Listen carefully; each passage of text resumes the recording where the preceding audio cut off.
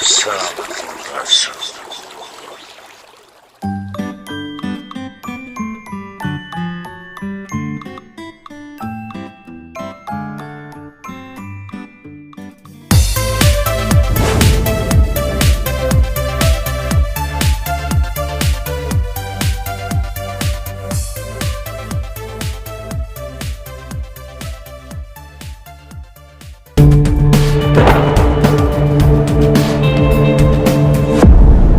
Nalasira.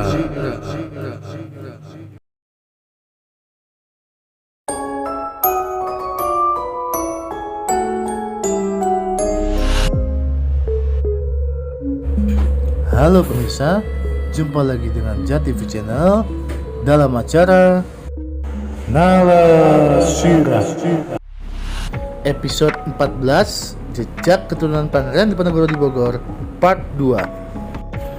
Setelah kita mengunjungi makam putra Pangeran Zonet di Gunung Batu, sekarang tim JATV Channel menuju lokasi makam Pangeran Zonet di Ponorogo. Yuk ikuti perjalanan kami. Pak Punten, makam keramat aja deh. Oh lagi.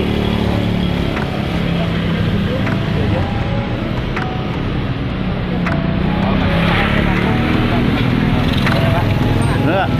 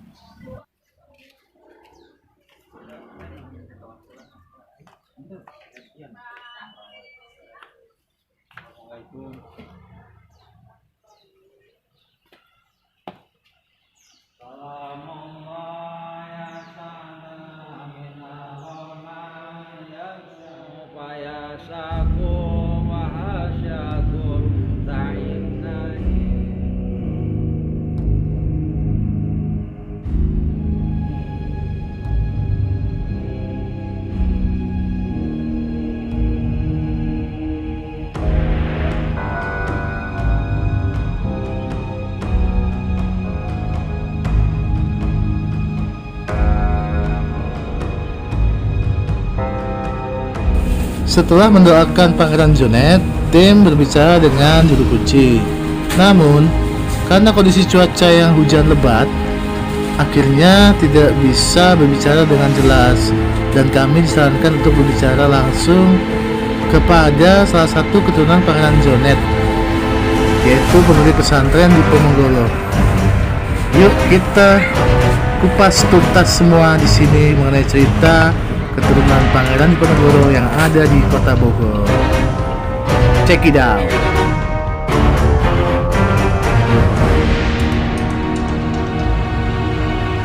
Baik pemirsa, saat ini kami sudah berada di kediaman Bapak Ustadz Bapak, di mana beliau ini adalah keturunan dari Pangeran Zonet Diponegoro. Kami di sini akan mewawancarai mengenai perihal sejarah dan perjalanan dari Pangeran Zonet. Silakan Pak Ustadz Bapak mohon menceritakan kepada kami bagaimanakah kisah dari mengenai Pangeran Zonet di Ponorogo. Pangeran Zonet bin Sultan, beliau anak dari Pangeran Diponegoro. Anak dari Pangeran Diponegoro Yang menurut keluarga beliau anak yang pertama, dan ada lagi yang mengatakan beliau adalah yang pertama, dan ada lagi yang mengatakan anak yang ketiga. Semuanya tuh ada keluarga di Ponorogo, anak-anak di Ponorogo jumlahnya kurang lebih ada 18 dari istrinya yang 9. Pangeran Jonet, ini Pangeran Diponegoro, beliau itu sebelum ke Bogor. Semua kan harus dari awalan dulu kan. Sebelum ke Bogor, beliau yang kita ketahui dari keluarga, beliau sebelum ke Bogor singgah dulu ke Batavia. Beliau Batavia Jakarta di Matraman. Ya, di Masjid Matraman itu Matraman Dalam. Matraman dalam Ya, itu Masjid Matraman Dalam yang merenovasi dikarenakan dulu Masjid Matraman Dalam dari peninggalan Sultan Agung Handoko Sultan Agung Raja Mataram waktu menyerang POC waktu menyerang Batavia. Beliau mendirikan suatu tempat sholat masjid masih kecil dulu, mungkin musola. Lama kelamaan hancur, sudahnya itu direnovasi sama Pangeran Jonet. Alhamdulillah, alhamdulillah masjid sekarang sampai terjadi besar malah terjadi masjid Jami. Ya, Pangeran Jonet tinggal di sana lama. Nah, sesudahnya itu beliau kan orang Belanda ya, sudah ada ucap bahwa keluarga Diponegoro sampai ke akar-akarnya akan dibabat habis. Oh, WC. Rekos itu ya. Ya, sama Belanda. Karena kan mungkin karena emang dianggap sebagai pembangkang atau pengkhianat itu ya. Ya, dikarenakan keluarga Diponegoro mau dibabat habis karena Belanda hancur-hancuran. VOC hancur-hancuran. Kompeni dagang Belanda VOC hancur-hancuran. Sampai kejadian Belgia pun memerdekakan diri, pisah dengan Belanda Akibat dari Ya, ini ya, akibat perlawanan Pangeran Jonet itu. Jadi efek dari perjuangan dari Pangeran Diponegoro sehingga di Belanda sendiri terpecah sehingga Belgia merdekakan sendiri. Berarti memang dalam artiannya pada saat itu Belanda berpikir ancaman besar ini sosok seorang Ya, Pangeran. sampai dia maklumat Belanda bahwa keluarga Diponegoro sampai ke akar-akarnya akan dibabat habis. Sesudahnya itu Pangeran Jonet ketahuan sama komedi Belanda bahwa ada di Jakarta. Di Matraman itu ya. Ketahuan, langsung bergerilya lagi beliau. Dikejar sampai ke daerah Rumpin, daerah Rumpin, Bobang. Nah, di Bobang ada salah satu tempat petilasan beliau di daerah Bobang, itu Bobang. Ya. Sesudahnya itu beliau bergerilya lagi ke daerah Ciampea sampai ke daerah Gunung Salak. Gunung Salak. Ya. Itu pun beliau masih dikejar sama komisi Belanda. Baru beliau menetap di Jabaru. Oh, sempat menetap di Ya, Jabaru. Jabaru. Jebol pasir ini. Ya, Jabaru itu Jawa Baru. Oh, arti dari Jabaru itu adalah Jawa Baru. Kudanya ditambatkan di pasir kuda. Yang sekarang nama Ya. kuda itu. Itu kuda tambatan kuda-kuda Pasukan Pangeran Diponegoro, pasukan Pangeran Jonet. Jadi berarti nama pasir kuda itu berawal dari tambatannya Iya. disimpannya kuda-kuda dari Pangeran Jonet. Nah, ada salah satu anak beliau pun di sana yang meninggal di daerah Gunung Batu dekat Pasar Purbasari. Ke Pasar Purbasari, Iya. keturunan dari Pangeran Pangeran Jonet, Pangeran Jonet. anaknya yang satu Pangeran Cokromonggolo, yang kedua Pangeran Kiai Haji Abdul Manap, atau yang disebut Ayah Kulon dan Ayah Wetan. Ya, yang keluar yang wetan. Itu anaknya. Iya. itu anak dari Pangeran Jonet. Sesudahnya itu, sebelum ke Cikaret, beliau langsung bergerilya lagi ke daerah Pasir Angin, Pasir Angin. Gadung. Gadung. Ya. Ya. Di sana ada salah satu pengikut beliau namanya Pangeran Dipamanggala. Ya, di daerah kalau tak salah di daerah apa yang ke atas itu Gunung Gelis. bukan Gunung Gelis. Pacar ya? Bila Citapen terus apa? Tapos Bukan ke atas apa namanya Pak? kita dari ke atas. Megamendung. Hah? Megamendung ya. Bukan Bengadendung. Citapen ke bawah ini ke atas. Cibedung. Cibedung. Ya, ke daerah Cibedung namanya Pangeran Dipa Mengawan. Terus di daerah Pasir Angin ada satu perkampungan namanya Kampung Jawa. Kampung Jawa. Kampung Jawa. Di sana ada Mbah Jawa. Ada Mbah Jawa. Ya makamnya dekat pinggir jalan ada pohon caringin besar namanya Mbah Jawa. Itu masih rekanan atau Rekanan. oh masih Iya, rekanan dari rekanan. Pangeran Jonet. Ya, Pangeran Jonet. Makanya salah satunya disimpan di situ untuk perjuangan daerah kan. Sesudahnya itu beliau lalu lagi ke daerah Sukabumi. Kebumi. Daerah Sukabumi, makanya di daerah Sukabumi ada Palu Kuda, Ya. Jabaru, Pasir Kuda, Wates, ya itu peninggalan petilasan Pangeran Jonet sama pasukan. Jadi apa namanya sejarah dari Parung Kuda pun Iya. itu apa sejarah dari Pangeran Jonet juga. Sama pasukan-pasukannya, pasukan Mataram. Pasukan-pasukan Iya. Baru sesudahnya itu beliau mungkin udah tua lelah, Iya. menetap di daerah Cikaret. Dia menetap di daerah Cikaret sampai umur lebih daripada 70. Oh, harus 10 ya. 70. Malah ada orang yang mengatakan keluarga hampir sampai 80 karena sudah pakai tongkat.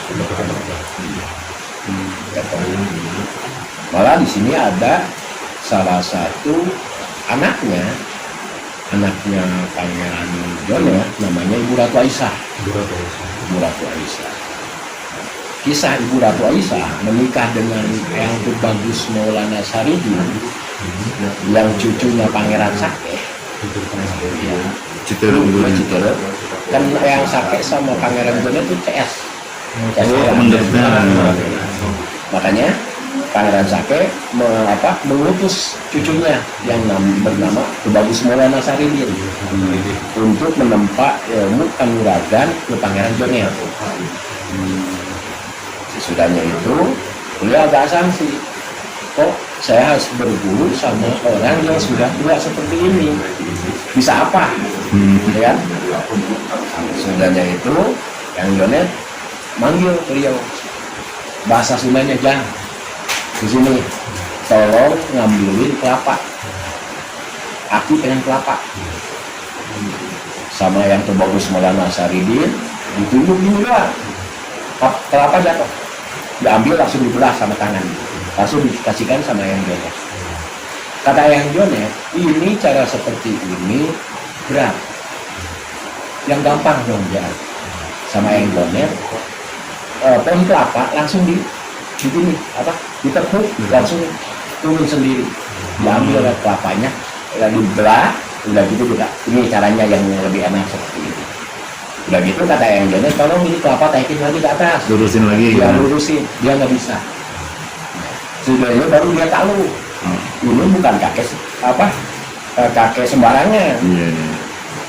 Sesudahnya itu beliau berguru sama yang Jonet. Nah, waktu berguru sama yang Jonet, yang Bagus Maulana Saridin disuruh sama yang Jonet itu untuk bertapa. Dulu kan di sini ada suatu Curug. curug. Di dekat sini Ya, ada curug. Bertapa di curug. Sesudahnya itu yang anaknya yang perempuan yang bernama Ibu Ratu Aisyah membawa beras untuk dibersihkan, ya kan? Untuk dibersihkan. Pas itu ada orang yang lagi bertapa, dia lari. Kata beliau ke bapaknya yang Jonet, bapak ada yang lagi bertapa. Kata yang Jonet apa? Itu calon suami kamu. Lama-kelamaan dinikahkan. Jadi dari situlah awal mula pertemuan dari putrinya yang Jonet beserta cucunya dari yang Pangeran Sake. Sehingga jadi Dikawinkan lah. dinikahkan sebagai penerus dari yang Jonet. Berarti bisa dikatakan bahwasanya pada saat itu apakah memang Yang Junit itu membuka semacam satu perguruan silat atau itu belajar kanuragannya hanya pribadi aja? pribadi. Oh pribadi. Karena kalau membuka perguruan, depokan, dia nggak bakal mungkin. Karena orang seperti dia terus dikejar sama komedi Belanda. Iya, kan yang dalam pengejaran tuh ya. Pengejaran. Jadi beliau pada saat terakhir tinggal di Cikaret ini dalam pengertiannya tidak membuka satu wadah gitu kan? Nggak ada. Membuka satu wadah gitu ya. Baik apa misalkan pondok pesantren atau misalkan padepokan enggak ya? Kalau beliau kan sistemnya pengikut beliau disimpan di suatu wilayah. Kalau beliau perlu datang semuanya. Ada terik sandi lah. Iya, baik matanya. Jadi memang dalam artiannya memang di hampir di berbagai tempat beliau mempunyai orang-orang kepercayaan Iya, gitu kan untuk membantu perjuangan beliau gitu kan menguasai dan mendapatkan informasi gitu kan. Nah dalam artiannya berarti persinggahan terakhir itu memang Yang Junit itu di daerah Cikaret ini ya, Di Cikaret ini sampai meninggalnya di sampai meninggalnya di sini. Dari perjalanan beliau sampai melintasi kemana-mana, terakhir tinggal di sini. Nah, di sini. Boleh mungkin apakah ada cerita Pak kenapa beliau ingin menetapnya di sini gitu? Ini sebenarnya kalau ingin menetap itu udah qadarullah. Ya. Satu, kalaupun dia di Jawa, gak bakalan mungkin. Karena di Jawa, pembeli Belanda udah masuk ke setiap perkampungan. Dan kedua, di Bogor aman. Karena dilindungi oleh Sumedang, kerajaan Sumedang, ya kan? Terus kerajaan Sunda yang memang yang masih loyal ke pergerakan Pangeran Diponegoro. Berarti pada masa itu memang dalam artiannya kerajaan Sumedang memang sedang memegang kendali daerah sini seperti itu kurang lebih. Mungkin seperti itu. Apakah memang ada Ada perkawinan. perkawinan? Ya, anak cucu Pangeran Diponegoro itu dikawin-kawinkan sama keturunan dari Sumedang, keturunan dari Banten, seperti itu. Berarti mungkin apakah ada keterkaitan dengan Pangeran Arya Suryalaga itu Pak? Ada Suryalaga yang di mana? Yang sekarang jadi nama jalan di Pasir Kuda itu. Suryalaga makamnya yang di Kalau nggak salah di Sumedang juga. Sumedang. Mungkin itu seperti itu. Malah ada kita dengar bahwa cucunya yang Jonet yang bernama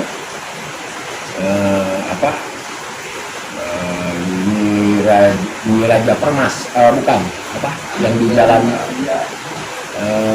Pasarannya, pasarannya apa Nyi Raja Permas. Nyi Raja Permas, terus satu lagi Dewi Jangan diulang. iya Nyi Raja Permas ya. Nyi Raja Permas beliau masih salah satu cucu dari Pangeran Jonet. Cucu dari Pangeran Jonet. Raja Permas itu ya. Sehingga tidak jadikan nama jalan gitu. Mungkin apakah memang pada saat dulunya sosok Nyi Raja Permas ini mungkin perjuangannya daerah sana Mungkin seperti itu. mungkin seperti itu Pak. Kita belum tahu lah perjuangan beliau. Kita cuma tahu sedikit-sedikit tentang perjalanan yang Jonet. Secara garis besarnya Pak ya. Secara garis besarnya kurang lebihnya seperti itu. Terus kalau berhubungan dengan makam yang di sini Pak, itu yang di sekitarnya itu Itu anak cucunya. anak cucu. Oh, anak cucu. Cucunya Pangeran Jonet. Dan di dalam itu istri beliau yang bernama dulu orang Chinese ya, Jadi Amunio. nama aslinya Ya. Oh, itu. istri dari yang Jonet orang Amunio, Cina. orang Chinese. Tapi Muslim juga ya. Dimasukkan Islam, diganti namanya Abu Nimas Ayu Fatma. Jadi istri dari yang Jonet masih turunan Cina. Iya, ada juga. Chinese. Mungkin hampir seperti kisah dari Kesari mungkin ya. Kira gini aja, semua dari perjuangan para pahlawan kita, ulama kita dulu, dari sunan-sunan, semua tidak menampikan untuk menikah dengan orang Chinese. Sunan Gunung Jati menikah sama orang Chinese. Banyak wali-wali yang menikah sama orang Chinese. Seperti itu. Kenapa? Satu, supaya ada darah ekonominya. Iya. Jangan ditapikan. Kata orang begini, boleh hati Ka'bah tapi otaknya otak Chinese. Oh, gitu. Harus seperti itu. Jadi memang dalam artiannya perihal perjalanan tokoh-tokoh terdahulu dengan menikah dengan Raja Adat, jadi bukan hanya sekedar menikah, memang ada semacam pesan Besar gitu. Jadi Islam tuh harus kaya lah, kaya dengan segalanya. Kan Nabi pernah berkata, "Utbubu ima walau isir." Carilah ilmu sampai ke negara Cina. Ada apa di Cina? Jadi memang bahasanya dari hadis tersebut sendiri sudah menerangkan kan seperti itu. Bahasanya carilah ilmu sampai ke negeri Cina. Ya, memang mungkin banyak hal-hal yang perlu kita gali di sana. dari dalam artiannya perihal negara Cina atau dataran Cina daerah Cina. Ya mungkin terbukti sekarang ini bagaimana kan seperti itu. Iya, seperti sekarang bagaimana Cina kan menjadi adik kuasa. Dalam artian big daya. Baik Pak, dalam artiannya dari penjabaran yang Bapak sampaikan kepada kami perihal sejarah Eyang Junet ini cukup banyak yang pelajaran yang bisa kami ambil. Bahwasanya memang mengenai perjuangan itu kita dalam artiannya memerlukan tahapan-tahapan yang tidak instan gitu kan, mudah-mudahan. Dan juga dalam artian bisa terbentuk satu tim yang solid seperti tadi beliau mempunyai tim di sana sini. Bahwasanya itu kan salah satu membentuk tim yang solid. Nah, dari tim solid itu karena adanya rasa persatuan dan kesatuan. Nah, dari situ memang ya, dalam artian dari cerita perihal perjalanan yang Junet, bahwasanya terdahulu itu memang sudah menekankan rasa persatuan dan kesatuan. Karena kalau tidak ada rasa persatuan dan kesatuan, contohlah negara ini dikarenakan ada rasa persatuan dan kesatuan. Tanpa ada rasa persatuan dan kesatuan, negara ini udah hancur ya. Iya, Dari semua elemen kan. Jadi memang betapa pentingnya rasa persatuan dan kesatuan itu. Memang dalam artiannya perlu dijaga rasa-rasa dalam artian kepedulian dan seperti ininya, karena leluhur kita gitu kan, leluhur kita semua sudah memberikan contoh kepada kita semua, tinggal kita sama-sama menjaga dan melestarikannya seperti itu Pak. Oke, sebelum penutup Pak, dalam artian mungkin ada pesan pada kami semua sebagai generasi muda atau yang lainnya, setelah generasi muda kami, setelah yang di bawah kami, mungkin ada pesan kepada pesan atau harapan lah gitu kan kepada kami semua untuk kedepannya. Pesan saya pribadi untuk anak muda milenial sekarang, jangan lupakan sejarah, karena negara kita bisa berdiri dikarenakan sejarah. Kalau orang melupakan sejarah, berarti melupakan akan jasa-jasa orang tua yang kita dahulu. Karena kita tinggal di Indonesia dengan penuh sejarah. Tanpa sejarah kita tak ada apa-apa. nggak ada apa-apa ya. Terima kasih Ustaz Sobat atas penjelasan dan cerita mengenai sejarah Eyang Junet yang juga sangat berharga buat kami. Baik pemirsa, demikian wawancara kami bersama Ustaz Bapak yang perihal menjelaskan perjalanan dari sosok Eyang Junet, di mana anak dari Pangeran Diponegoro. Dari sini kita banyak mengambil pelajaran mengenai perjuangan para pendahulu kita, bagaimana menjaga kemerdekaan ini, menjaga negeri ini dari berbagai macam mara bahaya dengan rasa keyakinan yang kuat, dengan tekad dan niat langkah, beserta rasa persatuan dan kesatuan yang selalu dijaga. Seperti itu. Mungkin demikian dari kami, dari tim Malasira. Wassalamualaikum warahmatullahi wabarakatuh. Waalaikumsalam. Terima kasih banyak Pak.